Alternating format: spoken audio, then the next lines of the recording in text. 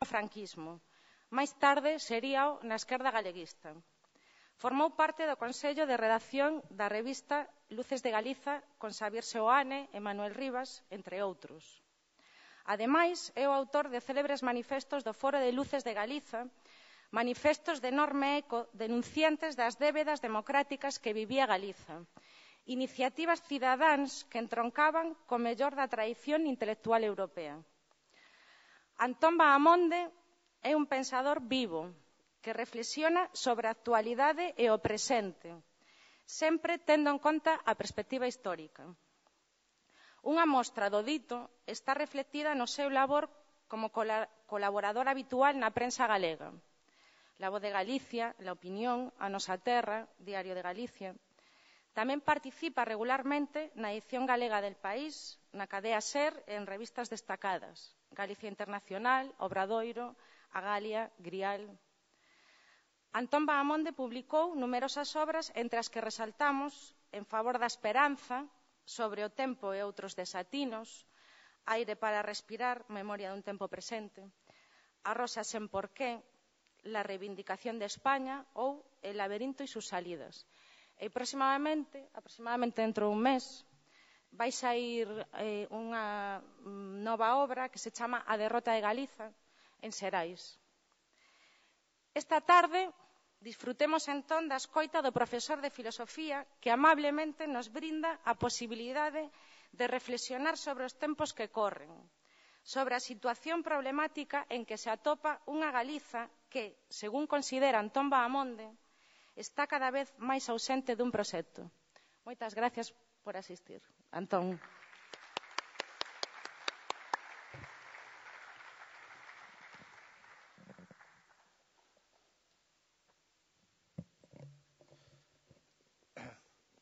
Bueno, naturalmente, antes que nada, pois, o meu agradecemento a Aula Castrao de Filosofía por invitarme a este coloquio. Moi en especial a Manolo Artime, que foi a persona que contactou conmigo e que me propuxo esta conferencia, e tamén a Monse Bragado, que me acaba de presentar, en fin, con méritos tal vez máis extremos dos que, en efecto, posea, non? Bueno, unha vez dito isto, a ver, escoítase agora? Vale. Bueno, vou empezar con unhas breves diagnose, digamos, do noso tempo ao fío da actualidade, unha disquisición filosófica tamén moi breve, pois como introducción ao que será o discurso central da miña intervención, pois acerca do momento que vive Galicia, que obviamente é unha sociedade que está no gume, está no filo da navalla, está en transición, non? Acerca do noso tempo. Nosotros estamos, efectivamente, ahora no medio dunha estafa. Vivimos unha crise do capitalismo, que está determinada, na miña opinión, pola fin dun ciclo histórico. O socialismo foi algo que existeu desde mediados do século XIX ata, digamos, os anos 60, ou digamos, cando caíu o muro de Berlín, a Unión Soviética, no ano 89, e ora estamos ao comenzo dunha época nova, non? Unha época para que non temos concepto, e en ese sentido, digamos que as décadas que ven por diante son dunha gran oscuridade. Isto marca unha enorme diferencia co que foi a miña adolescencia, como a adolescencia de, imagino, a práctica utilidade dos que estamos aquí xa entrados en anos, que éramos aínda devedores do proxecto de ilustración e que pensábamos que a razón pois podía organizar o mundo e que podíamos decidir, por así decir, o camiño futuro das sociedades. As últimas décadas viron, digamos, a clausura dese espacio mental, que era tamén un espacio social, e estamos no medio de outra cousa. Estamos no medio o que está posto en crise o pacto social que naceu na posguerra europea, que tiña, bueno, unha orixe a veces anterior, pois todo o mundo sabe que os inicios do Estado de Benestar pois restaron en Alemania con Bismarck a finais do século XIX e tamén baixo influencia do SPD, non? Do Partido Socialista Alemán, pero a fin deste pacto social pois ben marcada naturalmente polo éxito do neoliberalismo, por Thatcher, cando dice a frase famosa non existe a sociedade, só existen os individuos, por Reagan, cando dice que o Estado non é o problema, sino a solución. Eles están expresando en voz alta o que é o espírito do noso tempo e están, por así decir, dándolle o finiquito a un proceso histórico que ata ese momento pois marcara a evolución das sociedades occidentais. O período no que vivimos é incerto. Cando, outra vez, volvendo aos recordos ou aos datos do ano 75, por exemplo, o momento en que morre Franco, pois todo o mundo recordará que os partidos decisivos eran os partidos comunistas. No sur de Europa, pois era o Partido Comunista Italiano, pois era o Partido Comunista Francés, pois era o Partido Comunista Portugués. Eles parecían encarnar o que era o ideal da ilustración, pois nunha certa variante, e de repente todo iso, coincidindo con esta remontada do neoliberalismo e de Thatcher-Reagan, pois entraron en crisis e foron sustituídos por partidos socialistas que empezaron a encarnar digamos, o racionalismo de esquerda nas últimas décadas. É moi posible que tamén en este momento teñamos no momento da fin pois da influencia destos partidos socialdemócratas e o que, pois, naturalmente nos deixa outra vez máis graves incertezas estos sobre o futuro, non? Ahora, ao entrar, comentábamos acerca desta crise, unha crise do capitalismo que, na miña opinión, é o que estou afirmando, ten que ver con que o capitalismo non ten nada enfrente. Non creo que sea un problema de concepto a situación na que vivimos, non?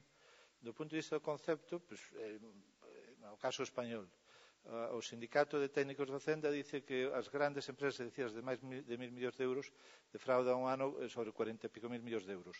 As PEMES, as pequenas e medianas empresas, 16.000 millóns de euros. E os particulares, 1.400 millóns de euros.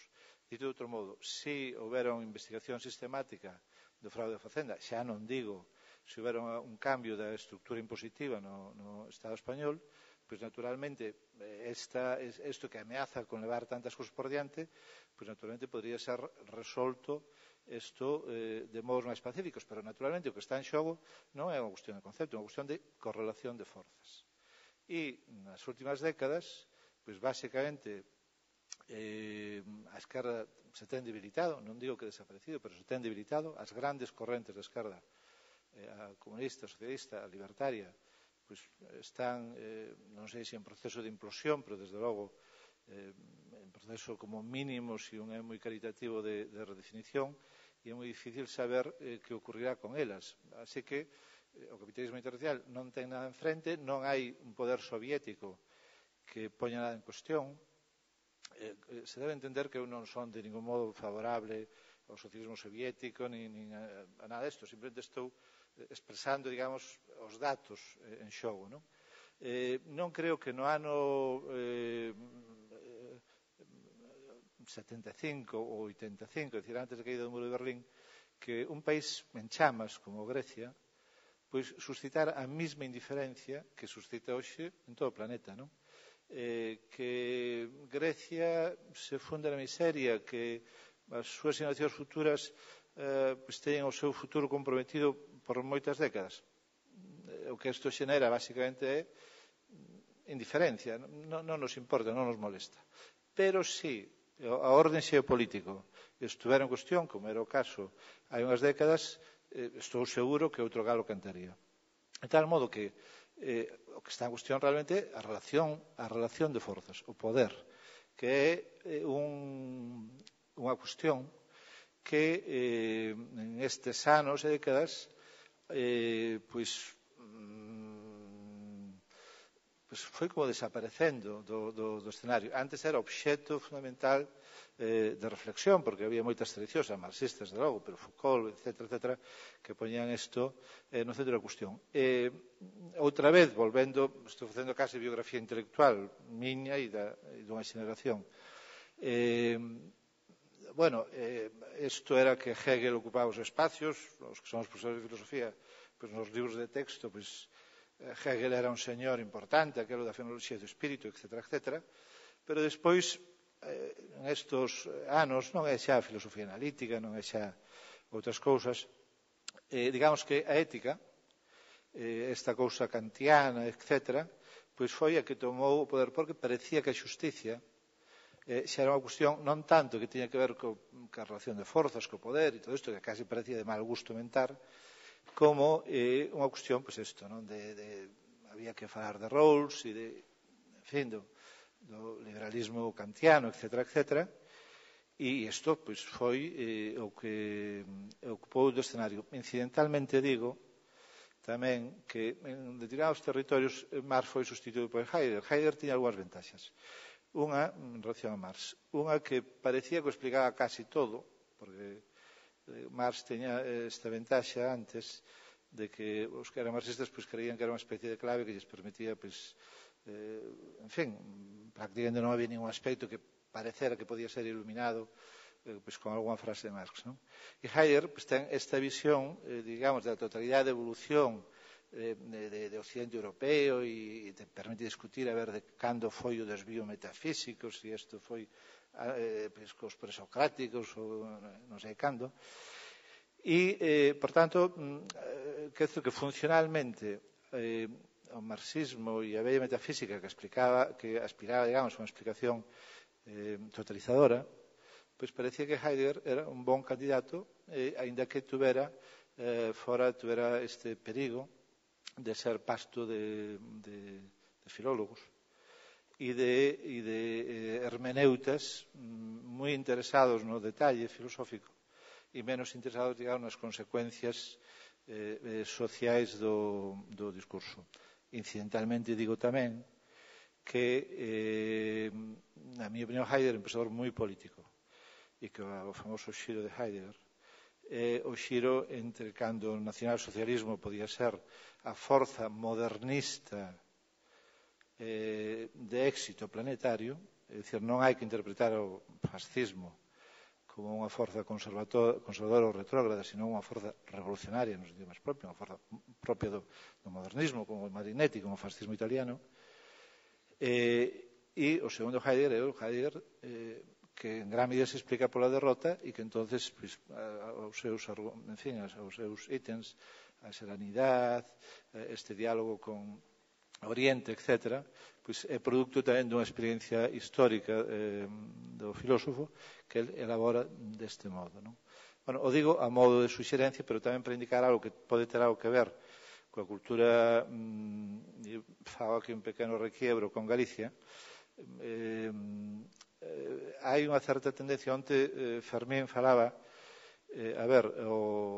os pensadores do nacionalismo de preguerra, na miña opinión, hai os prácticos do nacionalismo que a veces acaban fora do Partido Galeguista, na Orga, na Organización Republicana Galicia Autónoma, pois un señor que era do meu pobo, de Viralba, Lois Peñanovo, e que foi o primeiro concelleiro do Partido Galeguista na Coruña, e pois os irmáns Villar Ponte, que acaban na Orga, porque, digamos, que queren darlle certa eficacia política ao nacionalismo e ao galeguismo. E despois está o outro, que son, sobre todo, Otero Pedrallo Risco, que tamén non sempre se entende enteiramente que Otero Pedrallo é un tío moi peculiar, porque o seu horizonte mental é o do Chateaubriand, sempre se dice, isto non sei se non é ver ben trovato, que Otero Pedrallo morreu lendo as memorias de ultratumba de Chateaubriand, e Otero Pedrallo, que é un conservador liberal, ultraliberal no sentido da súa actitud, non? Antifascista, pero moi católico, dos que votan en contra da separación da Igrexa do Estado, etc., etc. Otero Pedraio é un tío moi peculiar e que é fascinante como intelectual, que é agudísimo, que é interesantísimo. Eu son devoto absoluto de Otero Pedraio e que é moi especial, pero sin dúbida dunha dereita neta, netísima, dependente pois, de Losada Diéguez. Sempre se conta a anécdota de que Losada Diéguez, procedente do socialcatolicismo, isto, pois, en un momento xa cando Otero Pedraio ten 30 anos, pois, dá unha palmada no ombro e de hombre, Ramonciño, xa vai sendo hora de que vayamos facendo algo, non? Entón, cando Otero, pois, digamos, é o comenzo, digamos, da súa vida. Bueno, simplemente Otero é unha persoa moi peculiar que se sale un pouco do molde, pero Risco, que é máis clásico, pois cal é a influencia de Risco? A influencia, e en parte de Otero, é a influencia do conservadurismo europeo dos seus anos, é a influencia de Acción francés, é a influencia de Marat, é a influencia de algo que tal vez non é aínda fascismo, pero que está moi cerca disto, porque ademais o nacionalismo en ese momento, tal vez agora vive malos momentos ou estupendos momentos, depende como se considere isto, pero en ese momento o nacionalismo realmente era unha forza emerxente en toda Europa e, por así decir, estaba de moda e era algo que estaba sobre o escenario. Por tanto, eles seguían moi atentamente o que era, en fin, e as bases intelectuales desto, non? Nietzsche, por suposto, non? O que eran as correntes de fondo intelectuales conservadoras, dos que eles eran a expresión local. No nacionalismo de despois, saltando, porque naturalmente está Galaxia, Otero Pedraio, etc., etc., que son moi europeístas, pero en outra dirección, tal vez eles son casi homes da República que acaban de perder a guerra, e tal vez esta é a súa mentalidade de fondo. E despois, cando morre Franco, o nacionalismo posterior tende a destacar, tende a poñer entre paréntesis, digamos, o que eu chamaría os prácticos do asunto, non? Os que queren ser políticamente máis eficaces, e destaca máis aqueles que, efectivamente, do punto de vista intelectual, son moito máis poderosos, moito máis incitantes, moito máis interesantes, pero que son tamén con moito os máis conservadores, como é natural, non? E entonces, bueno, pues isto introduce, digamos, algúns matices que non sempre se toman en consideración. En particular, porque quero que se entenda o argumento, isto, efectivamente, Heidegger, como nació alemán, este é un país que se unifica a finais do século XIX, que vive un desenvolvemento capitalista moi forte e que oscila entre o temor a perda da esencia alemana e o desexo de encarnar digamos, a modernidade na súa versión máis poderosa, máis aliada da ciencia e da técnica. E esta ambigüedade está presente de Roland Heidegger e no caso de Risco, salvando todas as circunstancias e do pensamento galego de preguerra, esta certa ambigüedade ante a modernidade hai tamén, pois, eso, mutatis mutantis, cambiando o que haxe cambiar, e tamén fago un pequeno inciso,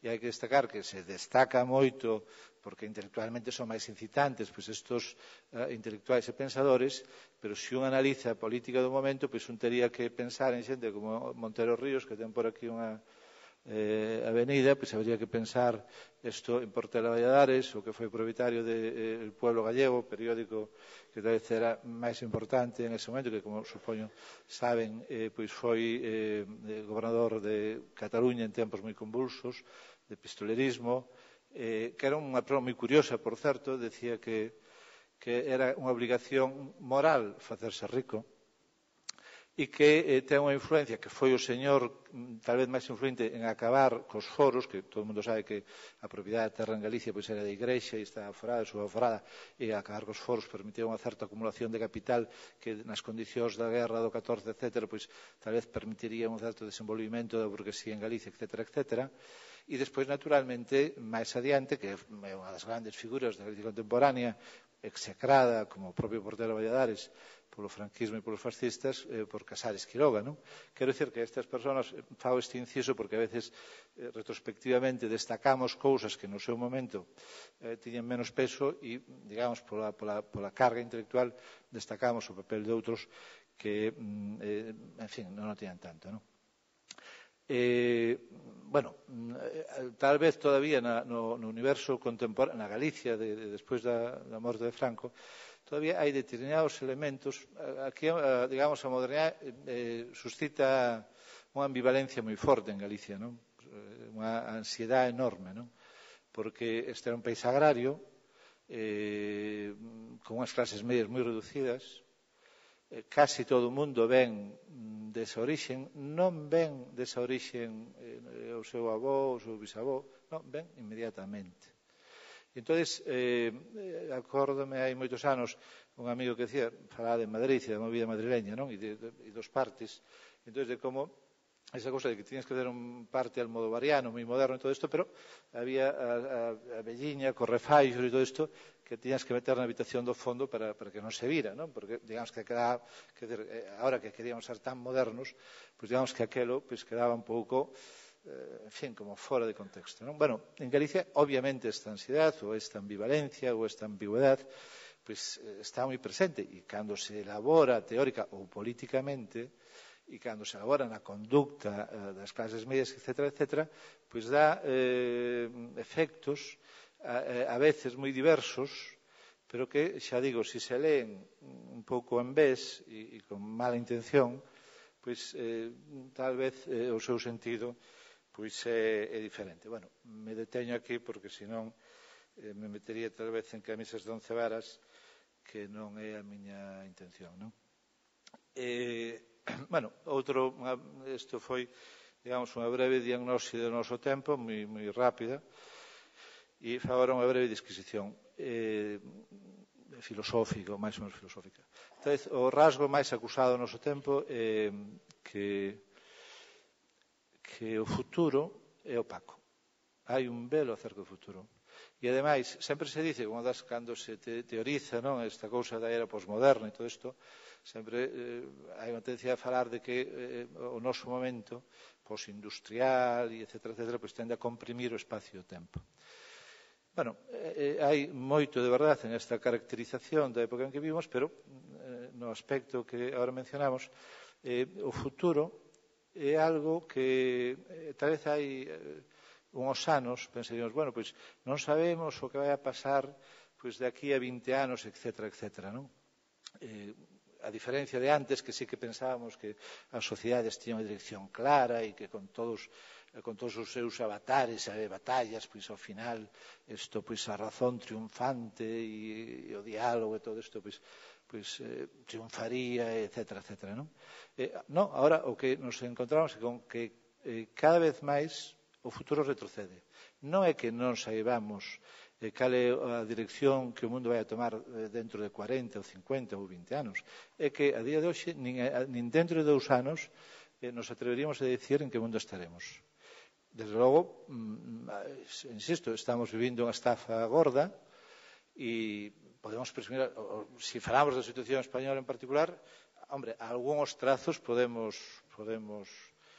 situar, non? Como todo mundo sabe, supoño, aquí o que sucedeu foi unha burbulla inmobiliaria, que se pensaba que iba a ter unha aterraxe suave, pero en isto aparecen as subprime, como se chama, en Estados Unidos, que multiplican isto, e encima hai, pois, probablemente unha especie de, vamos a decirlo así, de conspiración, pois para debilitar o todo o máis posible o estado de bienestar. De tal modo que, no caso que nos ocupa de aquí, a débeda, todo o mundo sabe que aquí a débeda é basicamente privada, porque había burbulla inmobiliaria, entón, nosotros lle pedíamos diñeiro a Caixa lle pedía diñeiro a un banco alemán, non? E este banco alemán, pois, sucede que ahora este desgraciado, pois, que quere cobrar. E entón, que sucede? Que isto crea unhas condicións que despois crean déficit público. Porque cando a burbulla inmobiliaria pinchan, por suposto, os que traballan nas obras, pero os que facían portas, os que facían, etc., e que sucede? De repente, en España, non son os particulares os que deben o diñeiro, é dicir, os que estamos hipotecados normalmente pagamos religiosamente. O gran furado que acabou con o sector financiero, as caixas de aforros, ten que ver cos promotores, que son a parte do león da débeda inmobiliaria que hai en España. E que ten provocado unha das grandes transformacións do momento que vivimos, que o 50%, que o que chama Josep María Vallés a terceira desamortización se este producindo ante os nosos ollos, naturalmente sin protesta social, que o maior desmán da historia financiera que dice Antón Costas se este producindo en vivo e en directo tamén sin que ninguén se siente especialmente aludido, o cual quere dicir que o BBVA, o Banco Santander, a Caixa, o que enseña, pois se farán con este enorme volumen de negocio e volveremos eso a unha economía como a española, non a galega, que digamos que cada vez é máis oligárquica, non? Donde cada vez menos empresas controlan maiores segmentos, non? da economía e ocupan a maior población, pois isto se quedarán gratis con isto. Isto non é culpa, insisto, dos hipotecados, senón que o furado é das grandes inmobiliarias que funden estes bancos. Isto crea efectos sobre o déficit público vía parados, vía etcétera, vía FROP, é dicir, vía 110.000 millóns de euros que se destinan á banca. Todo isto é un problema de relación de forzas, non é un problema de concepto, porque isto se podía enfocar de outra maneira se houbera vontade política e se a población pois estuera noutro estado de conciencia e se Bruselas, pois, e o FMI, en fin, todos os órganos da fase do capitalismo no que vivimos, pois se sentiran presionadas en un sentido que non é o caso, non? Bueno, pois, por tanto, digamos que se fai, recordemos que o Banco Central Europeo, que lle deixe diñeiro aos bancos a 1%, pero estes compran débeda dos estados, pola que cobran o 3, o 4 ou o 5, co cual o negocio é fantástico para sanear os bancos, e en conxunto, digamos, que todo este disparate das grandes inmobiliarias e dos bancos, ao final consiste en que a nosotros nos baixan os salarios, porque hai que pagar furado, comprometen o noso futuro, cando Zapatero fan un cambio das xubilacións, pois en un mes, non? Un cambio das xubilacións deciden que a xente vive demasiado, que isto de que a xente vive demasiado pois é algo que está moi mal e é moi feo porque a xente quere cobrar e todo isto, non? Entón, pois deciden cambiar a nosa xubilación. Todos os que nacemos a partir do ano de 59, calculado desde hoxe, cobraremos un 20% menos de xubilación. Por suposto que daqui queda moito tempo, así que terán a oportunidade de rebaixarnos máis o salario. Algúns calculan que o que se ten que empobrecer en España é aproximadamente un 35%. É dicir, temos que ser un 35% máis pobres do que éramos hai uns anos. Insisto que todo isto, acabo de intentar describir un pouco a lógica do momento no que vivimos, non é un produto, pois, insisto, pois se podía evitar o fraude fiscal, se podía aumentar as empresas de tipo efectivo pagan o 16%, cando nosotros pagamos o 20 e pico e outros o 28, etcétera. Non é un problema tan, digamos, complicado, digo do punto de vista do concepto, senón que é un problema de relación de forzas, que de os que mandan, os medios de comunicación, que basicamente teñen propietarios, etcétera, pois nos poden vender a moto de unha determinada maneira, e se nos colamos, que colamos, pois o tragaremos, e tal vez a nosa vida futura, pois cando chegue a nosa xubilación, ou a dos nosos fillos, por suposto, pois quedará comprometida, pero estará claro que quen ganou e quen perdeu. E algúns dicen, hombre, pero esta cousa keynesiana, non? De que as empresas teñen que vender lavadoras, que despois xente compre e tal. Bueno, a ver, hai outras posibilidades. Primeiro, que hai mercados emerxentes por aí no mundo, non? E segundo, que se poden instaurar novas formas de consumo, como algúns apuntan, é dicir, por un lado, consumo de objetos de luxo para os máis ricos, que en este momento en todo o mundo pois, o luxo está medrando, o consumo de luxo, e pois os outros pois, nos acercaremos máis aos chinos a comprar e xa está, e tal vez haberá un segmento de consumo que se verá reducido efectivamente, pero outros segmentos non necesariamente, quer dizer que o ciclo do capitalismo pode funcionar. Último argumento sobre isto, pero me parece que me estou liando antes de falar da cousa de Galicia, que é un escándalo intelectual, é un escándalo político, é un escándalo, vaya, pues, incalificable, que na Constitución, de repente, e con a nocturnidade e a alevosía, pois se introduzca un criterio que limita isto o déficit, non? E algúns dicen o déficit cero en non sei que ano, non? Hai pouco tempo, eu, en xeral, non sou un tipo moi... Por lo menos nos ambientes nos que me movo sempre fixen un papel máis ben do carca conservador, por entendernos, non? O sea que non son un rojo peligroso, non quero acabar co capitalismo, non son un señor que crea que hai que... en fin, que a revolución, se pode, pois se deben de evitar, porque son partidario da orden e da estabilidade, para decirlo en plata, pero isto non é orden nin é estabilidade. Bueno, hai pouco tempo leía un autor que é moi querido para min, que é Josep Pla, o escritor catalán,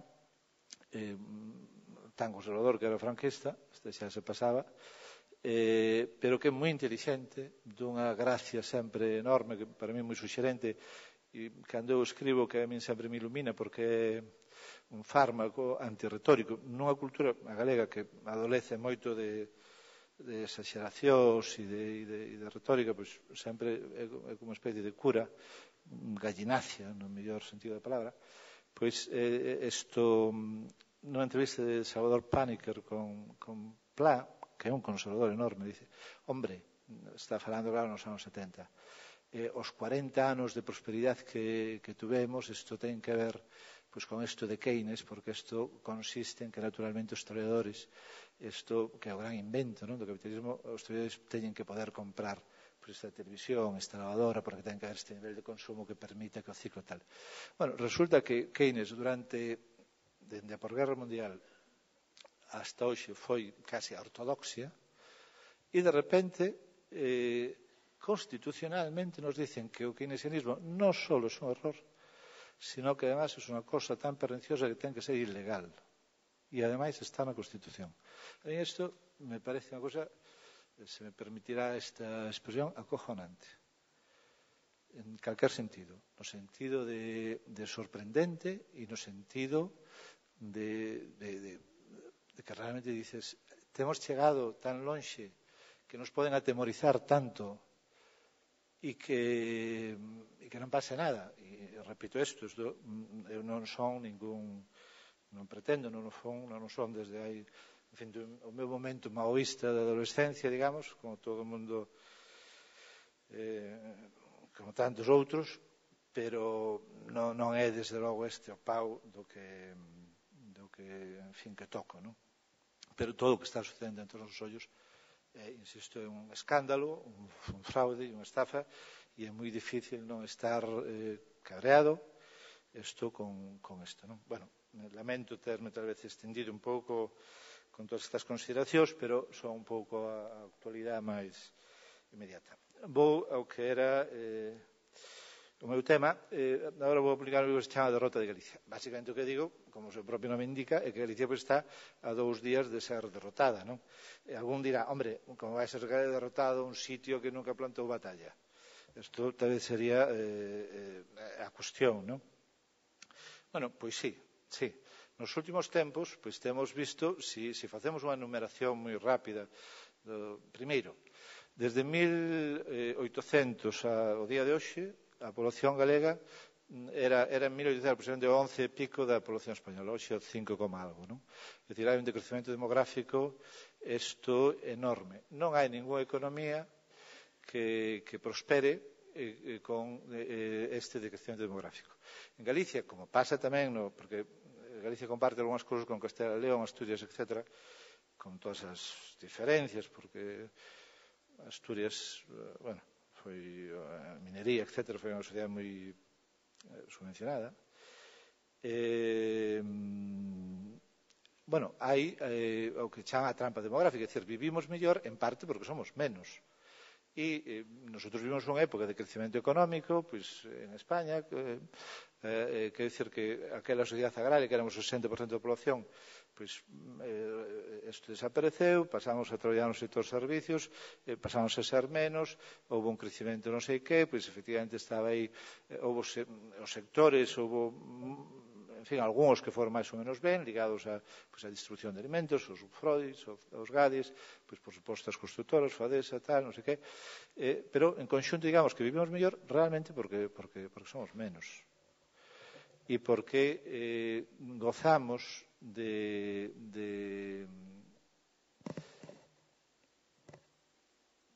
fondos da Unión Europea, alrededor de 20.000 millóns de euros, contando as diversas partidas que foron invertidos en Galicia.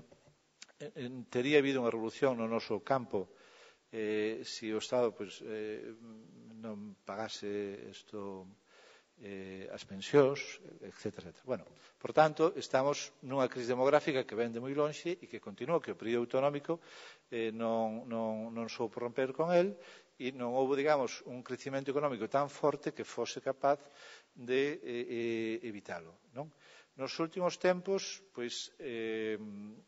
todos sabemos que esta casa, Caixa Nova e Caixa Galicia desapareceron, foron, como todo o mundo sabe, moi mal gestionadas, como todo o mundo sabe, o que decíamos antes, é a burbulla inmobiliaria non solo, pero desde logo está na base da súa defenestración. Sobre isto un apunte. O escándalo en Galicia non é... O escándalo en Galicia é que cousas que supoño todo o mundo sabía, ou non sei se sabía. Galicia nos últimos 25 anos, que foi basicamente a xenda mediática que se dice, a xenda política, era o lobby de Coruña, Santiago Rei, por a voz de Galicia, Paco Azquez, alcalde da Coruña, e moi en conexión cos constructores locales, Hijo Luis Méndez, director da Caixa Galicia. Este lobby actuaba con toda a conciencia. Por suposto, todo isto, ahora se empeza a falar, pero hasta hai moi pouquinho tempo, éramos moi poucos os que, digamos, acentuábamos isto, porque aínda que o importante de toda a sociedade é saber quen manda e quen ten o diñeiro, quen decide, non? E quen decide que se fai e que non se fai, non? E unha sociedade que ignora quen manda, que ignora quen ten o diñeiro e que ignora que intereses teñen, pois moi dificilmente pode conducirse a sí mesma e moito menos pode ter un proxecto ilustrado, non? Bueno, digo que o escándalo en Galicia é que na mente, pois, hombre, que se 1 millón de vacas, que se aquí todo o mundo se vai a aldea os fines de semana, que non sei que, é dicir, ao imaginario do mundo rural e as ambivalencias e as ansiedades con ese pasado vivido pola maior parte da xente como un pasado de miseria e de pobreza, pois tuvo tanto peso que estabas vendo transformacións en vivo e en directo, formación de novas clases medias, a arte de parvenir por parte de tantos, etc., etc., e, sin embargo, todo isto pasaba desapercibido, porque a cabeza estaba nun momento anterior. Éramos incapaces de percibir un tempo histórico que tamén aquí, na sociedade europea, capitalista, etc., se desenvolvía con moita velocidade. Así que o diñeiro, ninguén, é dicir, no imaginario pesaba moito rural, pesaba moi pouco diñeiro, pesaba moi pouco as institucións financieras. Agora é un escándalo todo isto das caixas, etc., etc. Pero realmente, ata hai moi pouquinho tempo, ninguén, porque, por outro lado, repito isto, os medios de comunicación de Galicia son 11 cabeceiras, que, exceptuando el país de edición Galicia, e veremos o que dura, isto, simplemente, estas cousas non se podían leer, ninguén podía avisar acerca desto, porque naturalmente quen é o principal fornecedor de publicidade? Pois un dos principales, estos, por tanto, e quen dá subvencións a estos e aqueles, etc.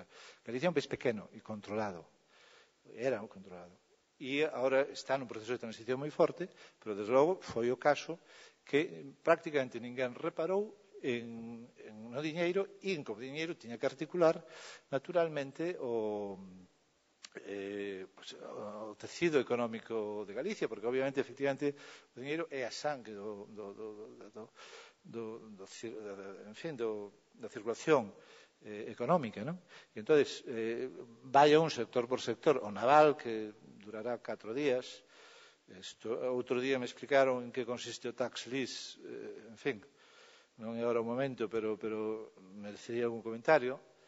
Aquí, digamos que Caixa Galicia basicamente o que fixo foi facer diñeiro, como era moda na época, a base dos altos tipos de interés, ou sea, nunha forma ortodoxa que non precisaba gran talento. No caso de Caixa Nova tiña outras especificidades en relación como se chama, a estructura industrial de Vigo, dos armadores, da conserva e todo isto, pero sería moi, en fin, habría que ter moita bondad para pensar que os créditos e a forma que era gestionada pues ten algo que ver con certa racionalidade.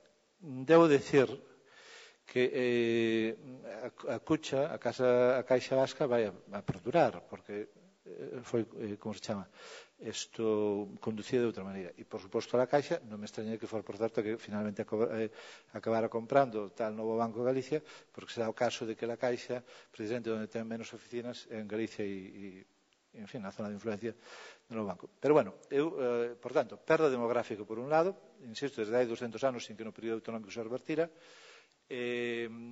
perda do diñeiro que ninguén prácticamente reparou na súa importancia, porque a inteligencia, a cultura do país, ou os medios de comunicación, ou que en carajo teña que decidir o que se pense ou se deixe de pensar, pues non se reparaba en isto. Cando eu redactei efectivamente os tales manifestos do Foro Luces de Galicia, no Catapón Chispón, pues, se chama Galicia Cidade Atlántica, non? Recuperando unha idea dos vellos galeguistas que falaban de Vigo como a Barcelona do Atlántico, etcétera, etcétera, non? Entón, o argumento era, bueno, pues temos que facer cidades en rede, etcétera. A ver, a Galicia de hoxe é urbana. O 70% da población, según criterios europeos, vive en áreas urbanas ou periurbanas. As cidades de Galicia son moi distintas. Non ten nada que ver Vigo con Pontevedra, nin Santiago con Coruña, e Ourense e Lugo son outra cousa. E Ferrol non digamos. Entón, sorprendentemente, aquí hai na conciencia pública unha falta de importancia do fenómeno urbano que tamén é sorprendente, cando, por outro lado, a inmensa maioría da población vive en zonas urbanas ou periurbanas. Do punto de vista cultural, sempre se dice, non, é que se reproducen as formas de conducta agraria, nas cidades. Bueno, algo hai desto, non?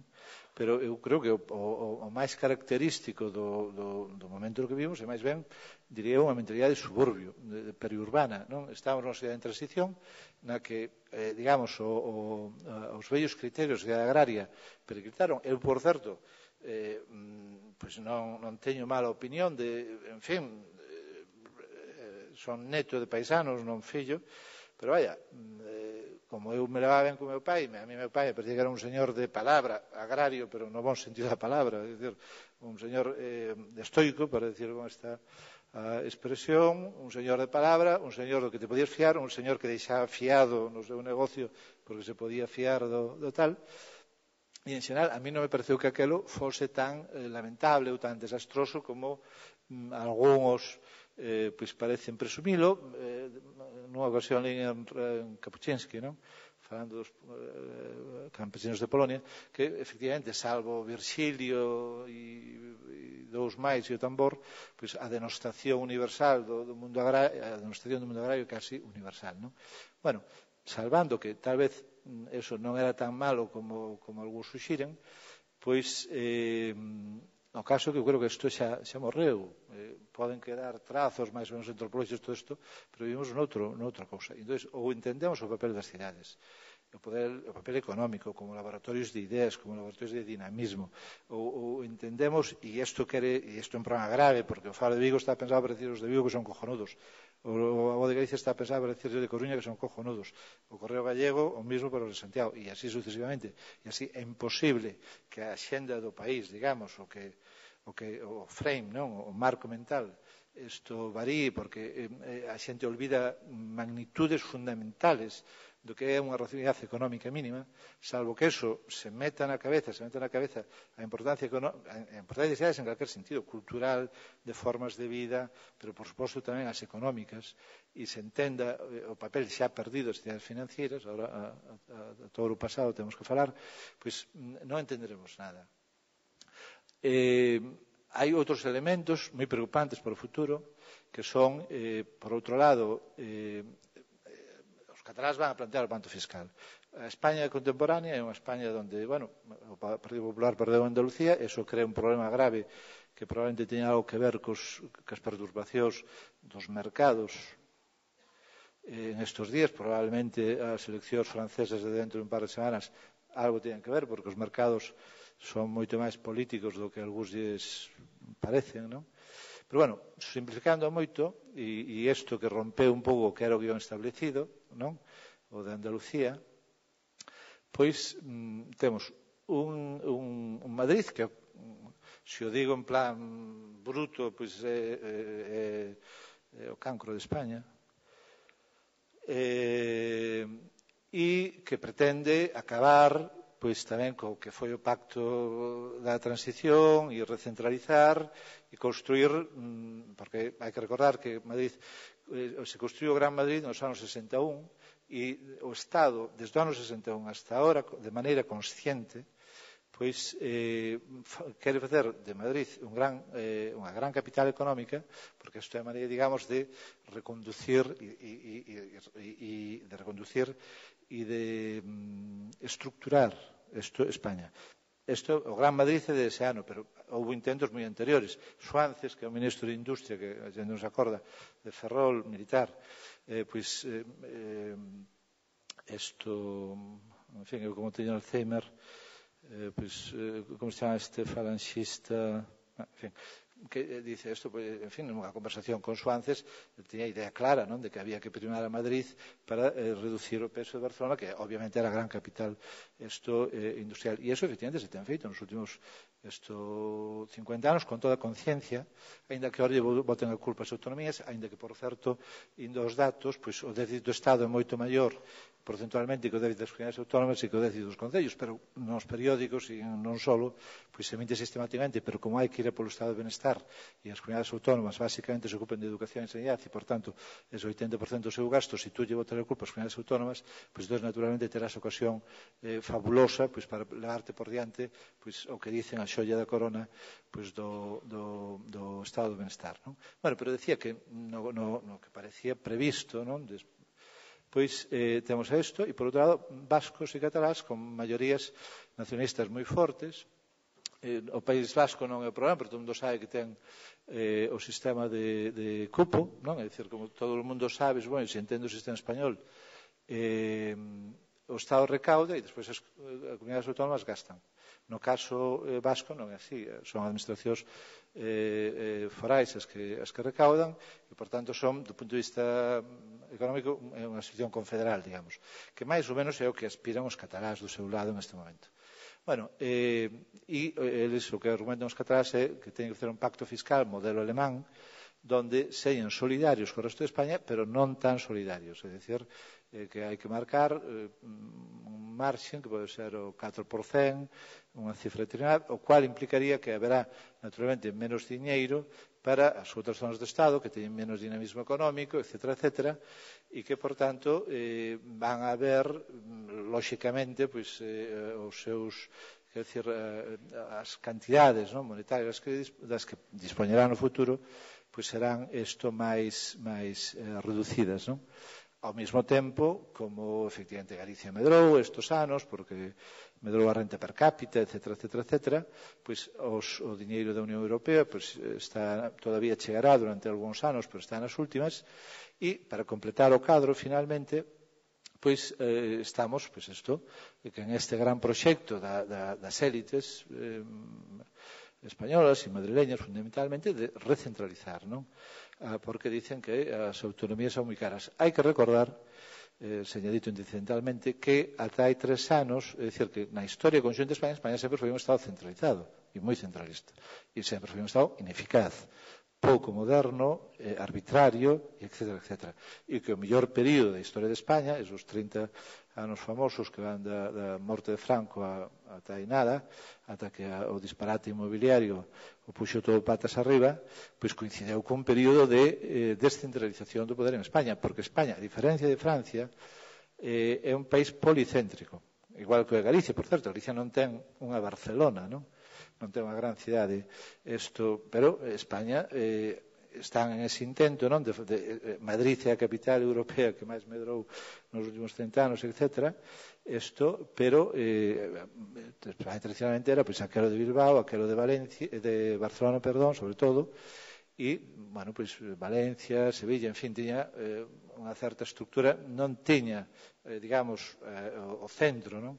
Isto o peso que nas últimas décadas foi acumulando. Bueno, pois resulta que este Madrid, que na minha opinión é o gran problema de España, pola súa macrocefalia económica, porque aí están os grandes, o que chamaría alzallos, a brunete mediática, non? Isto que opera militarmente e que decide o que en provincias se ha de opinar. Isto, bueno, pois, o que acaban de decidir no documento da FAES, o dicen ahora en lenguaxe burocrática, non? Eu tuve o humor, digamos, de ler no documento da FAES, que o fan 2 inspectores de Facenda, e o consultor electoral do Partido Popular. Bueno, o seu é recentralizar España. Quere iso decir que tenga que ver con o País Vasco e Cataluña? Hombre, salvo a solución militar, que non parece probable, pois é moi probable que ao final vayan a unha situación onde haxe unha especie de transición nova na que Cataluña e o País Vasco teñen un estatus diferente, efectivamente, e despois recentralicen o demais. Non teño que ser moi ocurrente para imaginar cal pode ser o destino de Galicia, porque obviamente todo o mundo sabe que aquí a cultura política fundamental nos últimos anos, exceptuando o do agrarismo na época de Basilio Álvarez, tal vez a cultura política máis importante en Galicia foi o do fraguismo, que foi moi maioritaria e que meteu elementos moi diversos, pois aquel Brañas racionalista, pois que si o amigo bávaro Franz Josef Strauss, en fin, porque todo isto dos gaiteiros e tal, como ben saben todos, pois os bávaros son, en fin, pois, a veces acuden ao traballo con os pantalós, máis a idea de administración única, en fin, con elementos moi diferentes, pero é verdade que Fraga pois construiu unha cultura política que non nos sobreviveu, pero que no seu momento, pois evidentemente foi moi influente. Esta cultura política foi sustituída pola actualmente en vigor, que é a ortodoxa madrileña, digamos, a que hai en Galicia, non? E non noto que haxa nin consciencia de que estamos ás portas deste cambio, con todo o que eso pode significar. E isto quer dizer que, é o último elemento, as capacidades proactivas do goberno galego poden ser facilmente eliminadas. É dicir, que tal vez nos últimos 30 anos o goberno galego non acertou, o goberno galego, a sociedade, as finanzas, os empresarios, os sindicatos, a sociedade civil, en fin, non só é o goberno, non? Tal vez acertamos máis ou menos na xestión das cousas, pero é que, desde logo, nas cuestións de fondo, realmente medramos en gran medida por inercia, sin ter digamos, un sentido moi específico do camiño que temos que tomar. De tal modo que ora, cando veñen mal dadas, estamos bastante inermes, porque os sectores dos que dependíamos son todos moi débiles. Bueno, ben, insisto, non? Eu, aparentemente, o futuro que nos acerca, ademais que as tendencias sociolóxicas que parecen observarse na sociedade galega, nos periódicos, nos sectores das clases medias, etc., son unha perda da identidade nacional, é dicir, unha españolización, digamos, antropolóxica que xa está en curso moi forte, non? Isto que o economista Vino Prada chama convertirse nunha praia de Madrid, porque ademais as autovías fan que todo isto, en fin, esteamos máis cerca, non? Entón, pois, en fin, somos como, obviamente, como praias, pois son estupendas as de Galicia, e, por un lado, non? E, por outro lado, é moi posible que o benestar alcanzado este en cuestión. Porque se non utilizas os teus instrumentos, os proactivos, os de diseñar, os de decir, bueno, e que podemos producir? Que mercancías son competitivas? Como podemos xerar riqueza? Esta pregunta en Galicia, pois, francamente, apenas non é que non haxa quen intente responderlas, hai economistas nas universidades, pero os gobernos rara vez lles fan caso. Pois se non faz esta pregunta e se te obstinas nos disparates defendidos, por exemplo, a cidade da cultura foi moi cuestionada polo Voz de Galicia. Entón, todo o mundo fixo da cidade da cultura unha especie de chivo expiatorio. Bueno, a cidade da cultura é un erro pero tiña un sentido, polo menos, que era Fraga foi o señor que fixo de Galicia un destino turístico despois do ano Santo 93 e creo recordar que agora os 6-7% do PIB de Galicia ten que ver co turismo, non? E agora mesmo en época de crisis, pois o turismo, pois o goberno español confía con que seña dos que xere, como se chama, recursos, non? Para cambiar o novo modelo productivo, se é que cambian ao novo modelo productivo, isto algunha vez. Pero, o exemplo que eu poño sempre, porque é outro dos modelos.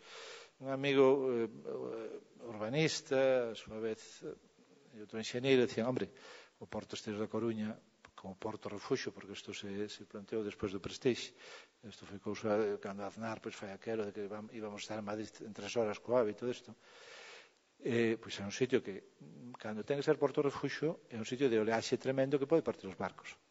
Ou existe é moi difícil que sirva para esa fin, non? E desde logo, se o tuveras que decidir para ese motivo, non parece probable. Pero ademais é que isto era, como se chama, liberar unha zona do Porto de Coruña para a especulación inmobiliaria, que é o que foi o gran ítem do país, non? Non houbo, que eu saiba, un gran debate público acerca do Porto Exterior. Hai outro porto, como saben, a 7 millas marítimas en Ferrol. Os dous non teñen pensadas conexións ferroviarias e terrestres. Tampouco está pensado que tipo de mercancías se supón que terían. Galicia ten a ventaxe de estar na franxa atlántica, por tanto, nun país atlántico, o tráfico de mercancías por barco ten que ser unha cousa, en fin, que ha de ser pensada, pero resulta que non resolven o tema das conexións ferroviarias e de transporte terrestre. Bueno, desde que clase de país vivimos en que os periódicos, a opinión pública, os partidos, poñan ustedes, os economistas, poñan ustedes o que queiran, toleramos que se fan tantas cousas tan disparatadas e que, sin embargo, insisto, unhas grandes líneas que permitan que na fase durísima que se aveciña polo do comenzo, porque estamos nunha especie de conspiración para debilitar o estado de benestar, porque nos están, digamos, metendo unha estafa gorda, non? Pois resulta que nosotros, nos últimos 30 anos, e ahora mismo, o tempo pasado xa non importa, me pregunto hasta que punto somos conscientes de en que momento estamos, que podemos facer, polo menos para limitar a magnitud da catástrofe.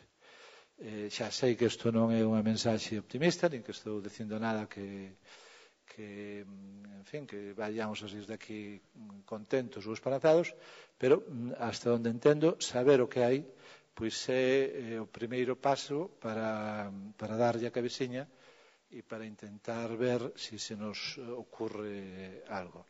Moitas gracias.